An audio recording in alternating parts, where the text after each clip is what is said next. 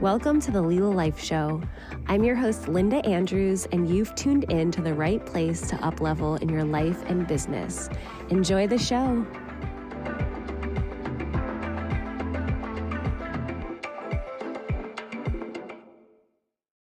Welcome to the Leela Life Show. This is your host, Linda Andrews, and I am so excited to bring you Karen O'Sullivan today, Appetites for Life.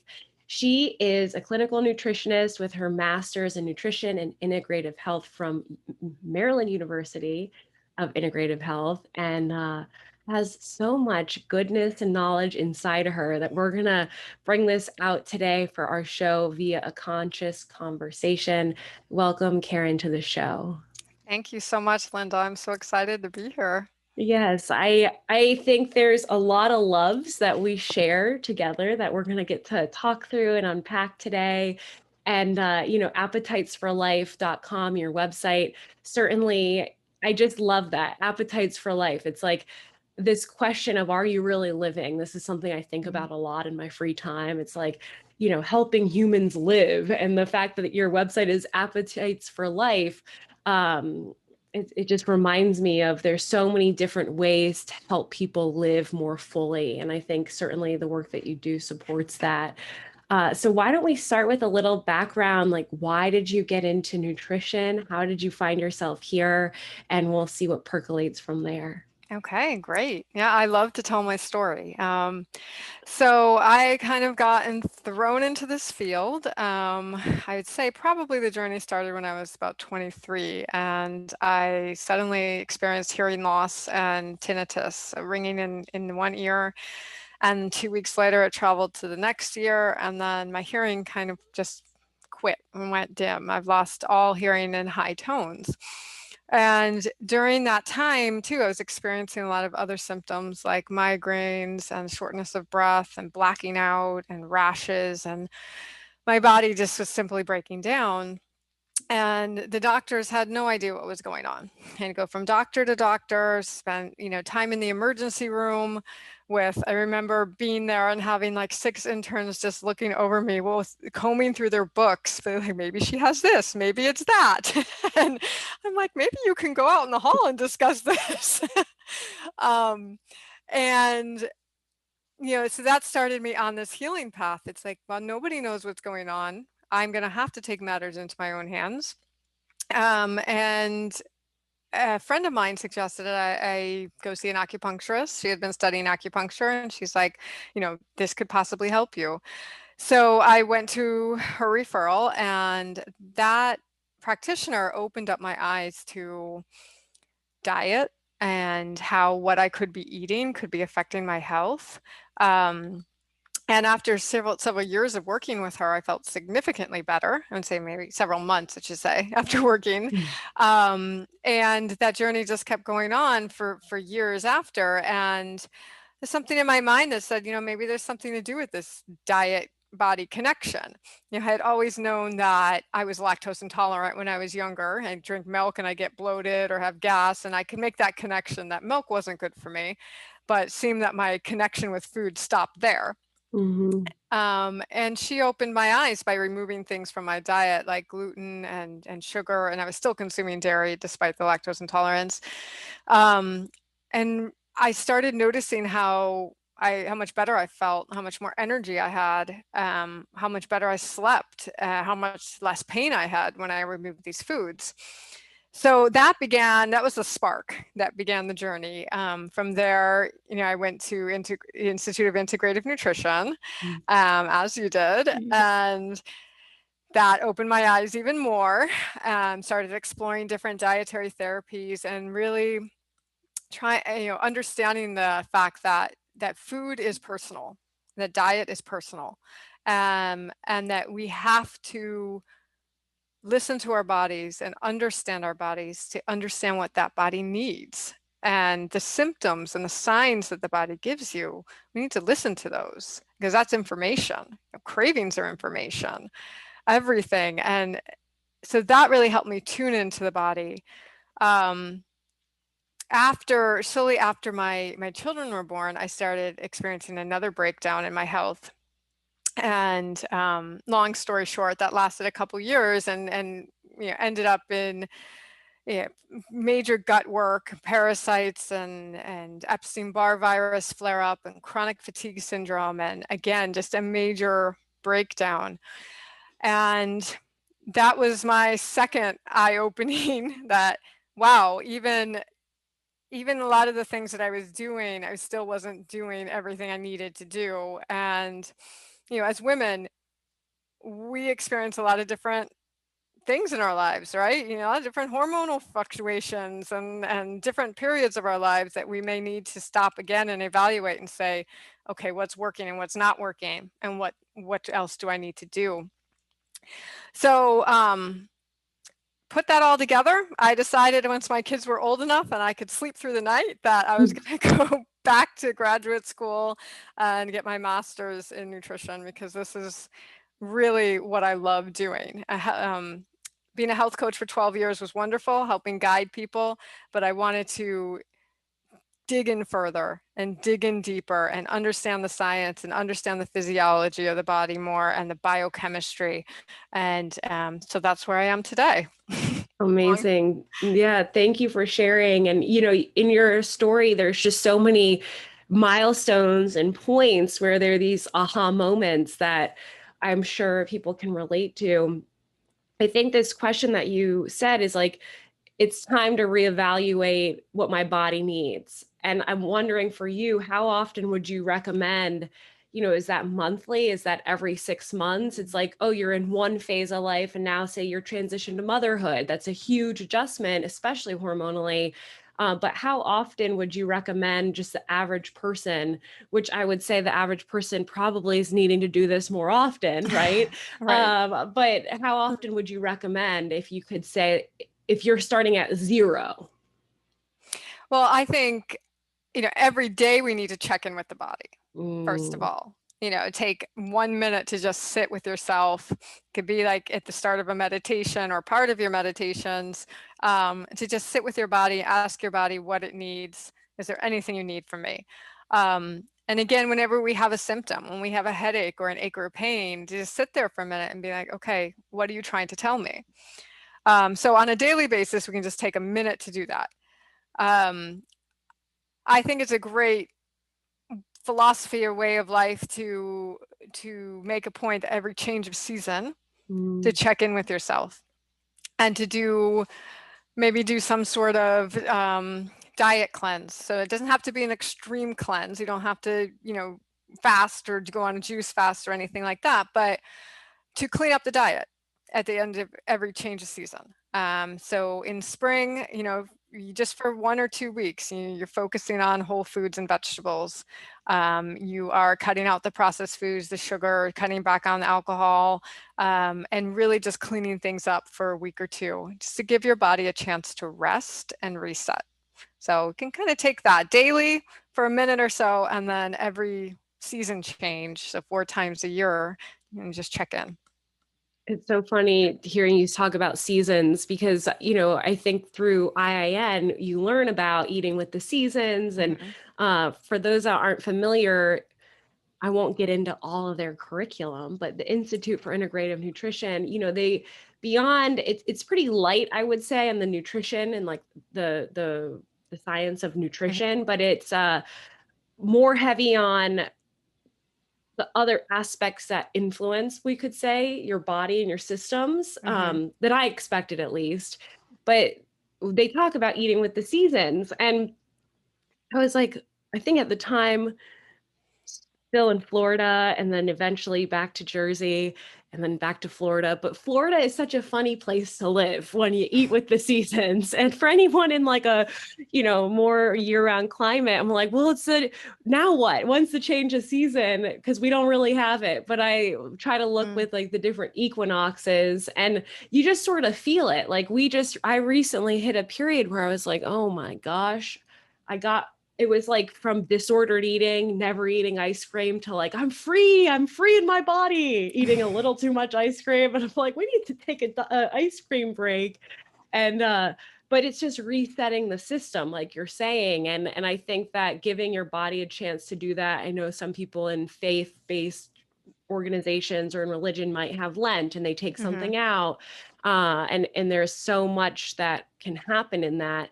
But what I find interesting, connecting it to consciousness, is there's it's like the more you hone in on this stuff with food, the more your intuition turns on. And I'm wondering if Yeah. you've had that experience, or you see that happening with your clients. Absolutely. And with that, the more clarity somebody gets when you eat better. So when you remove the sugar and the processed foods and things that cause inflammation in the body, things that cause brain fog, that block your clear thinking, that cause you to not sleep well. You remove all that stuff and you start sleeping well, feeling, waking up feeling refreshed. Having a clear mind. You're able to make more decisions in a rational and calm way. You're able to listen more and you're calmer and you have energy to get through the day. So you're not, plagued by fatigue and drowsiness and headaches that we deal with on a regular basis, right? Like we just think this is normal. This is just how I feel. Um, and when we clean up that diet and you're feeding your body these nutrient dense foods, and most of us are very deficient in nutrients, especially micronutrients, B vitamins and magnesium, things that are required for energy. It's like you just open up. We kind of like picture, a flower where you're just opening up and able to see the world differently. You're able to see yourself differently and other people. And I have some really beautiful examples that I could share from clients. If you give me my favorite one early on as a health coach was I had worked with this woman who came to me with cholesterol issues and inflammation and weight gain.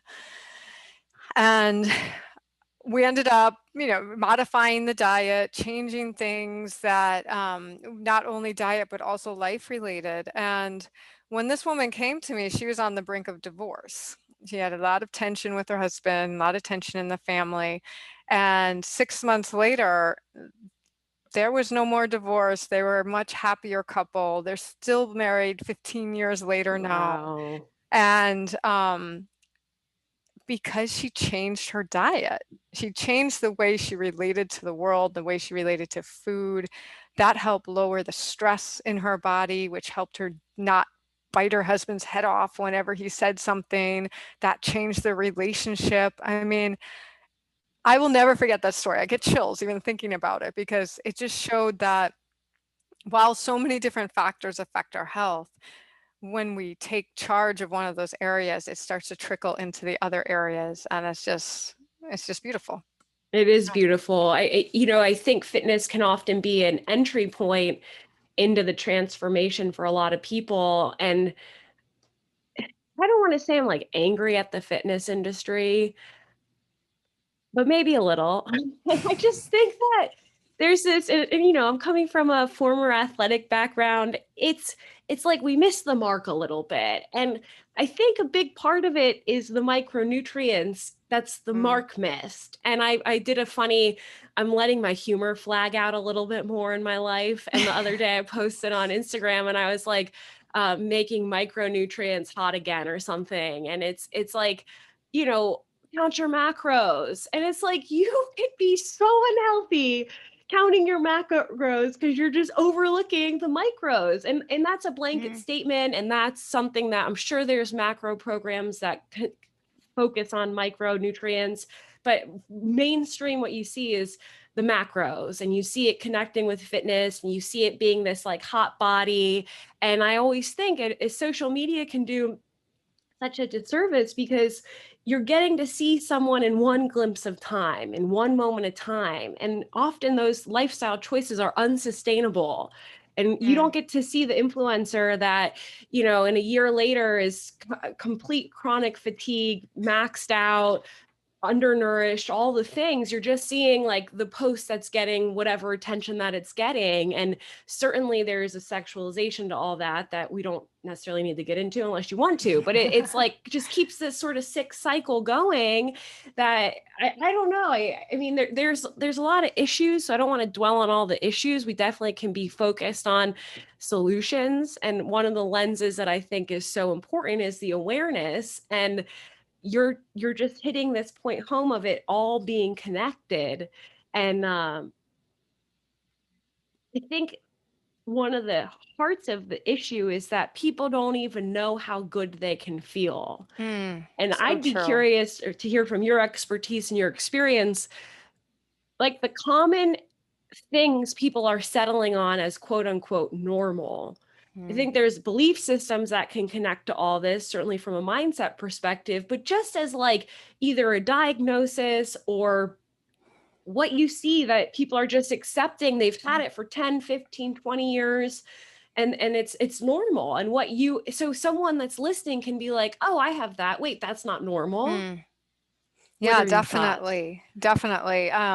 You know, gut issues first and foremost. And gut issues like this is could be indigestion, gas, constipation, what Acid is reflux. acid reflux. I mean, let's Yeah.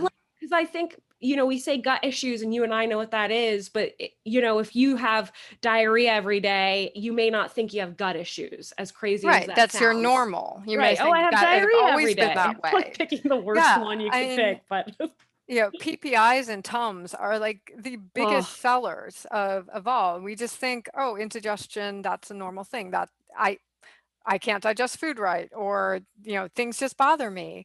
I have PPI, what is PPI? the proton pump inhibitors, so things Okay. like Prevacid and things that help suppress acid.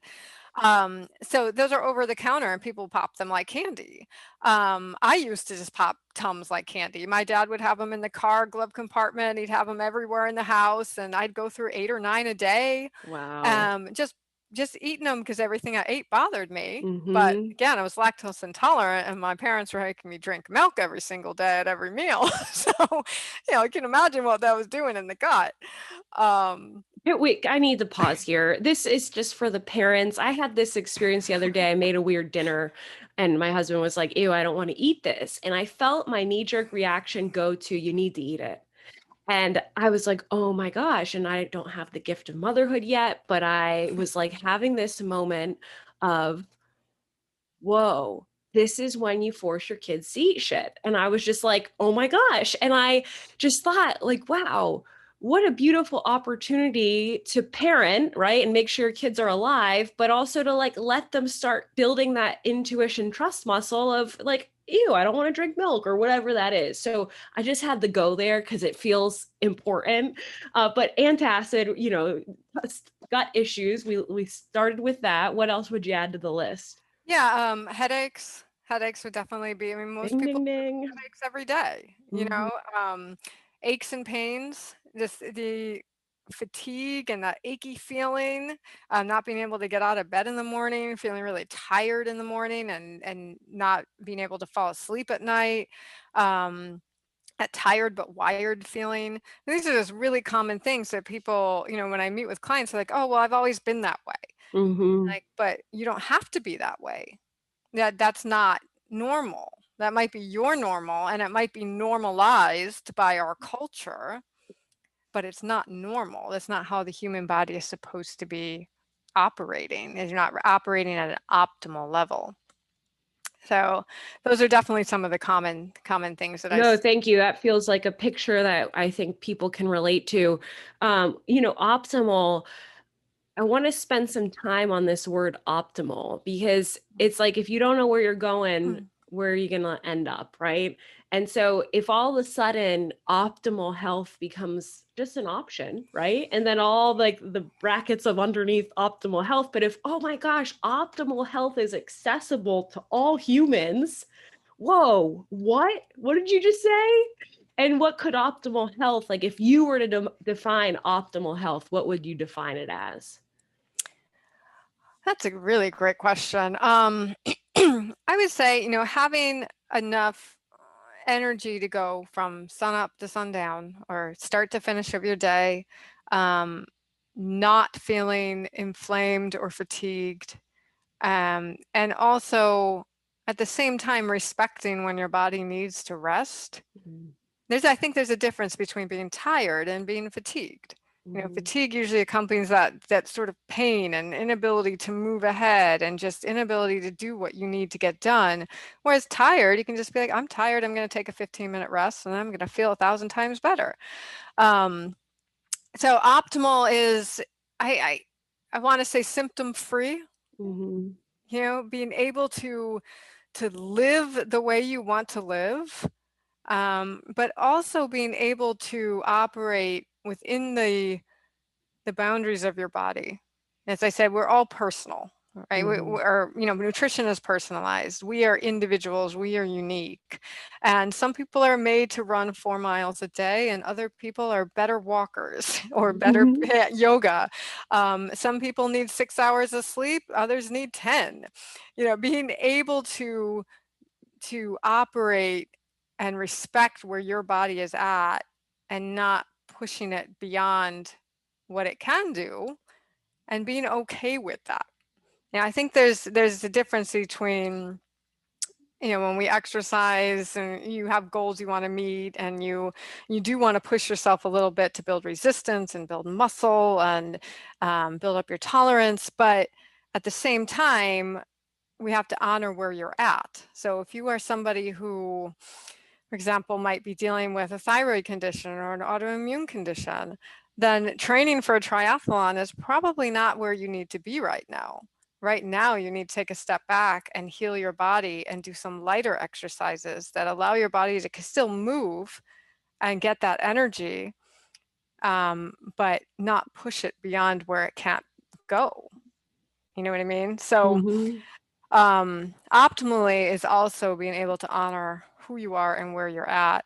And yeah, I hope I answered that okay. You What did. say you You got did to it. that? I think it beautiful. You know, optimally, what I'm hearing too is like what's optimal for you is going to be different than what's optimal for me. Absolutely. But Yeah. this from sun up to sundown, you know, having energy levels that are sustainable, you know, being able to get good sleep, these could be some markers that you're living your optimal, although like there's going to be a lot of variables in that too. Yeah.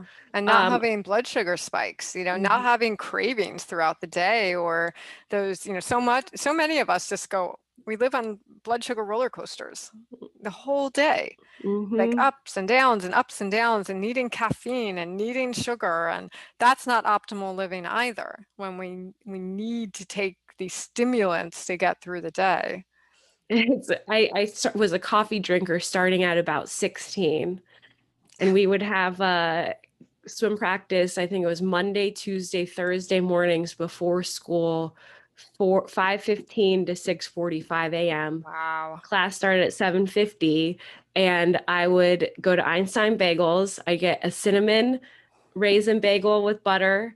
I would get an egg sandwich on an Asiago cheese bagel, and I would get a medium coffee with a double shot of espresso. And I'm Wow. 16 years old, you know, like training for college swimming. And that felt really normal. And every day at about 10:30 a.m., I would fall asleep in class, and we had a rotating schedule, so it was never the same class. So it was no one was like reporting me really, because I was just napping every 7 classes in the same class, and I'm like, okay, this works, we're fine. But I just think about, you know, the caffeine thing. You could never tell me caffeine is an addiction because it is so normal. For me, it's like water. It's like an addiction. It's not, it's a staple. It's a food group. It's the same as water. I would never, oh, you're addicted to caffeine. And certainly I've had to take a look at this because of some health issues. And I'm just like, oh my gosh, like that was not a food group and it's still not now. And I think there's some of these things that can fly under the radar as normal. And when you start like take caffeine, and we could probably go to every food group. Yes, caffeine's not a food group, but we could go to everything and look at, what's being put out there as the healthy or the normal or the quick or the fad, and the reality. And like getting a French press of coffee in before 9 is quite a bit of caffeine, and that may not be the only coffee of the day, and it continues on, and there are ramifications. And I think what's interesting about all this is, first of all, we have all these chronic illnesses in the world. Mm, yeah, And epidemic. right, the epidemic of Yeah. chronic illness, and we have um, lots of people in power that may not be operating optimally. And this You is said that something so nicely. Yes, I agree. I'm like, oh my gosh, like I think I'm pretty clear and I got work to Mm, do. Well, I've done a lot of work already. And it's like, where is consensus? And it actually, like, I let myself really think about this one day, and I was like, it's pretty scary. Like, you got people running companies like unhinged. That's the leadership that's working down the line. You can take this into every sector of the world, of industry, of nonprofit, public sector. And it's like it's to me quite alarming. Like, I really find this alarming. And it's not necessarily just even how sick people are, but it's then that they don't know it. And then all the side effects of the decision making that's impacting everyone else. And mhm. I'm pretty obsessed with soil. This is no secret.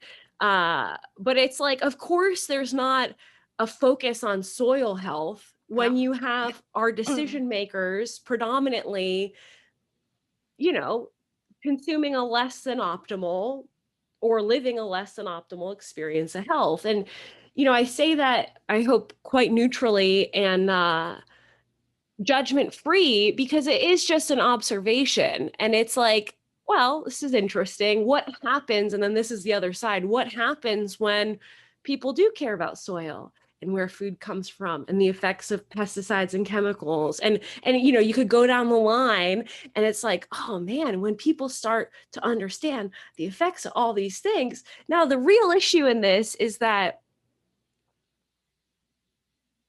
the decisions I'm making today, I may not see all the side effects for 5, 10, Yeah. 20, 30, 40 years, and they're stacking.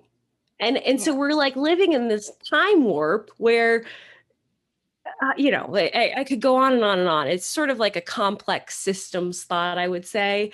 But I think that, to bring it full circle, this work is just so, so important, because when we have humans in whatever role or capacity, as a mother, as a leader, as an employee, as a husband, as a wife, as all of it, partner. I mean, I'm not going to list all the roles a person could be, but you get the point. Mhm. Being able to show up in wholeness, in vibrancy, in health, like, the world looks different. Uh, Absolutely. so anyway, that's sort of, I'm getting on a soapbox here, but Well, you the brought up a point. good point. We have to take responsibility ourselves. And yeah, there are policies that come down from the top and trickle down to us, but we have to remember too, like, we can vote with our fork. We make the Mm, decisions. I mean, if we have the economic and the financial means and the ability to do so, some people simply can't, and let's acknowledge that. But for those of us who do, we have the ability to make change, and that starts with what we put on our plate. We don't have to support fast food industry. We don't have to support conventionally raised animal products. We don't have to support pesticides on food. We can stand up to that by voting what we put into our bodies and recognizing that it does make a big difference. I think a lot of people are at the point where they don't understand, they don't know, mhm, because of the way our culture and society has really just missed the mark on health. It's about profit, it's not about health. And that's something I like to open people's eyes to as well. Be like, what you're eating matters, not just on a health level, but on a societal level, on an environmental level. And that's, the fork is a powerful tool of change. I like want to wear a fork necklace now, Or a but straw, yeah, if you want fork to or drink straw, your yeah. nutrients.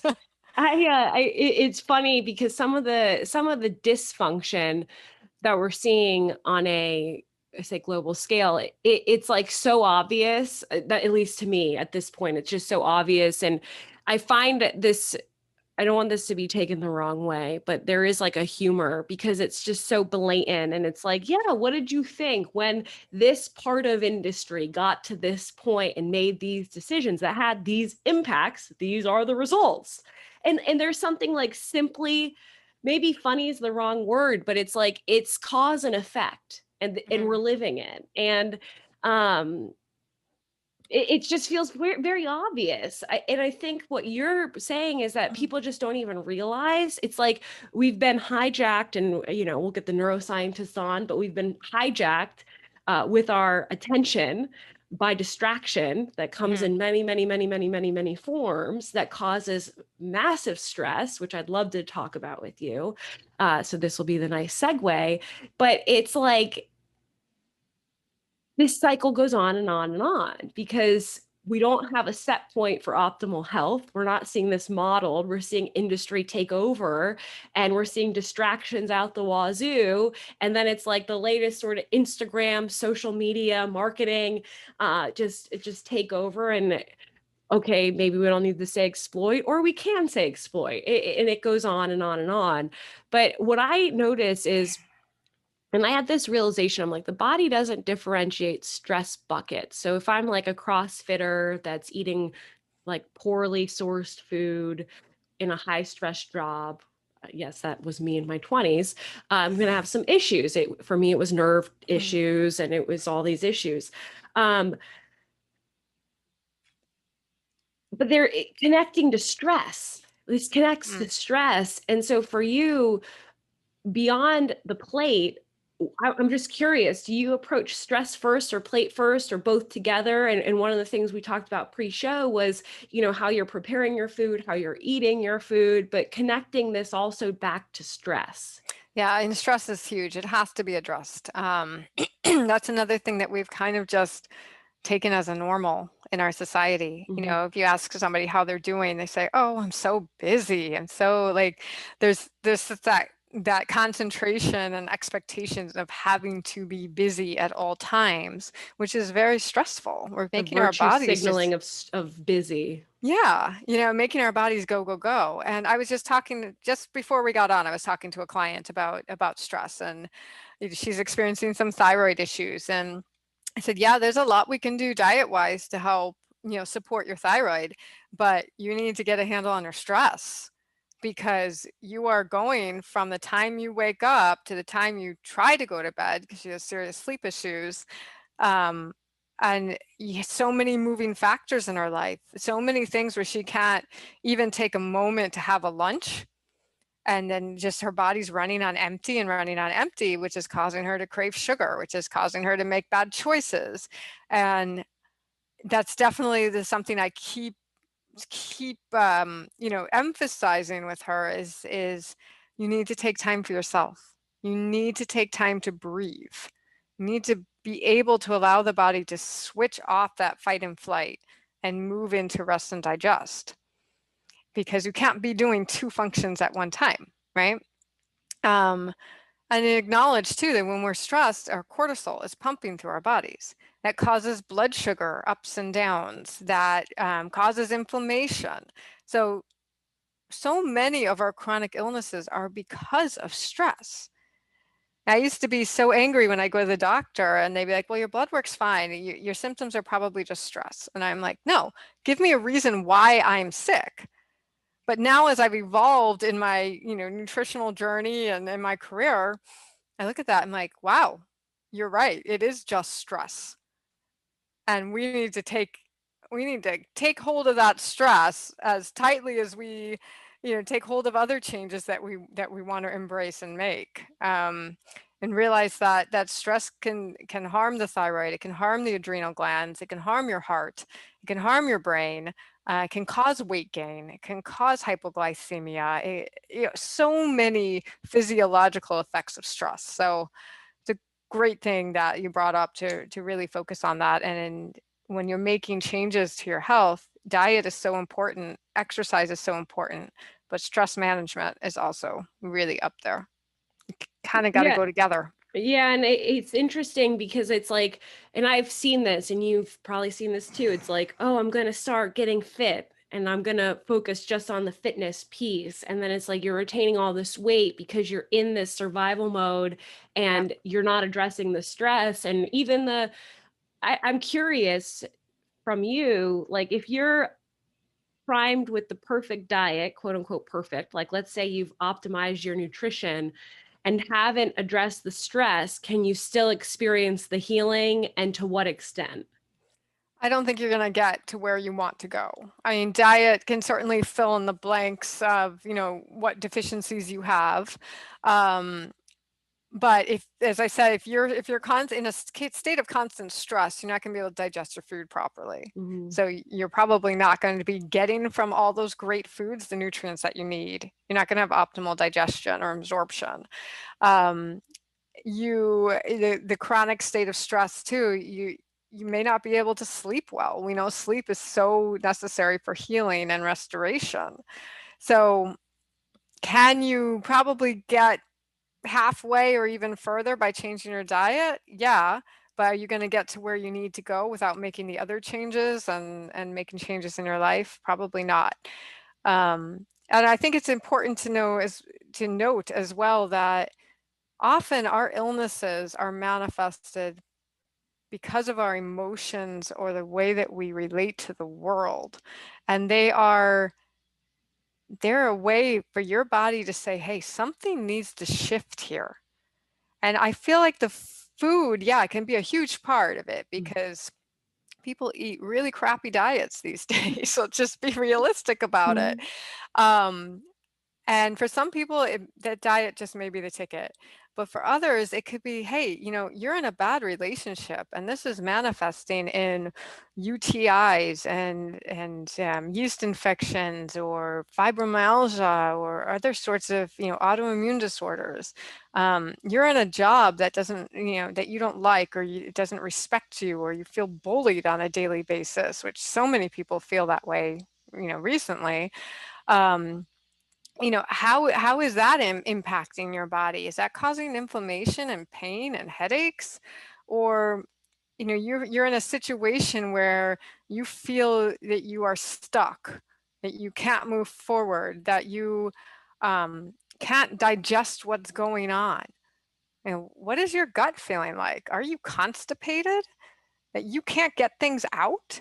Mm. um, you see the connection with people with thyroid issues, and the idea that you need to speak out for yourself and defend yourself and speak your truth. I can't tell you how many times these relationships between emotions and illness and health are so on point, and every time I see it, I get blown away in amazement because it's just not something it's beautiful. It's beautiful, right? It's like, just to throw out the other example, like had sciatica issues a couple weeks ago, probably because I drove 6 hours by myself from Vermont to New Jersey. But I also had a lot of things going on in my life that I didn't feel like I had a verbal repetition pattern where I was like, I can't move past this. I don't know how to move forward.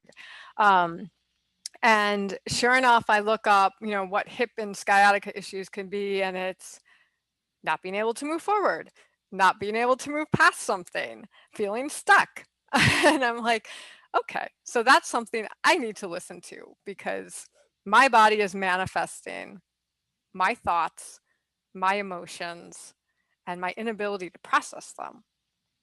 So I don't know where we started with this. I went No, off on a tangent, but this tangent, I mean, this is probably the most important tangent of the show, and I know we're oh, coming to a close, but and I would say beyond the emotions, it's like these traumas that people may not even be able to label as traumas, right? yeah, It's like this word trauma. I feel like we have a collective disassociation with the word trauma. Oh, not Mm, me. Like, oh, I'm fine. Oh, she went through whatever. I'm fine. But it's like these micro traumas, financial stress could be one. And you named several of them, and you compile that from pre-birth all the way to this present moment. And however that's lingering from an unprocessed emotion standpoint, add on all the layers of stress and then a crappy diet, you're in a tough spot. And it's like, it reminds me of sort of feng shui, where it's like clearing the clutter of your life mm, and detoxing. I lost my aunt, my godmother, a few months mm, ago, and I looked at her life, and she's such an amazing woman. I can see her face and her smile. And she was a caregiver and hospice. And there were things in her life that she would not deal with. And she died, and she had a pretty aggressive cancer. And, you know, I think even 5 years ago, you could say something like that and be like a quack a little bit, and I think now you're almost a quack if you're not willing to look at it, how the mm, emotions, in my opinion, at least. Hey, yeah, I'm calling you a quack if you're not willing to explore your emotions as it relates to your health, judgment free. But it's to me just so obvious. I mean, it's just so crystal clear. Like, if you're not dealing with stuff in your life and processing emotions, you're going to have health challenges, and it's a yeah. matter of when and where. And your diet is a huge, amazing, beautiful tool that you can use to be on your side, or to compound that and make it like a 10x faster in the wrong direction. And it's like we will all die. This is true, or our form will change, however you want to look at it, or you move on or pass on. But you do have lots of choices with how you want to experience life. Mm, And that's connecting back. You said personal responsibility, and I could have a car accident today. I mean, this could happen too. And I'll be like, man, I had that amazing salad today, and I was really well hydrated, and I kept my caffeine a bit light, and I felt my energy levels, smooth through the day. What an mm, awesome day. And I think that for each of us to be able to take that ownership and look at where, not only from a food standpoint but an emotional standpoint, is important. And it's important for all of us. Like, there's this big thing happening right now around individualism versus collectivism. I see this, like, I kind of reduce a lot of what's happening into the world about like this opposition. And it's both. And when we're all taking personal responsibility, we make the greater good better, mhm. versus like, we gotta just only focus on the collective. It's like, I see a lot of people in activism completely neglect themselves Yeah. and what we're talking about, and add just a ton of stress. So, a tangent to your tangent. Uh, thank you so much, Karen. I would love to close with number one, where people can find you. I know appetitesforlife.com will Mhm. have that dropped in the show notes, and your Reclaim Your Energy ebook, which is really powerful for a lot of people that are feeling that low energy. But in terms of any final message, or maybe drop of hope, whatever you'd like to say before we wrap. Yeah, I would just like to leave people with the thought that your body is always working for you. Mm, And if we give our bodies the right tools and we stop and listen, then we're giving our body the ability to heal itself and to reach optimal health. So, our job is providing the right nutrients, providing the right food, providing the right moments of relief and rest to give your body that optimal healing. powerful. Thank you, Karen. And thank you, everyone. We will see you on the next show. Have a beautiful day. All right. Thank you, Linda. Thank you so much for tuning in. I hope you enjoyed today's episode of the Leela Life Show. Be sure to share, like, and comment. Tune in next week. And if you're not already a member of the Leela Life Collective, you'll want to be. So take a look in the show notes and be sure you sign up today. Have a beautiful day.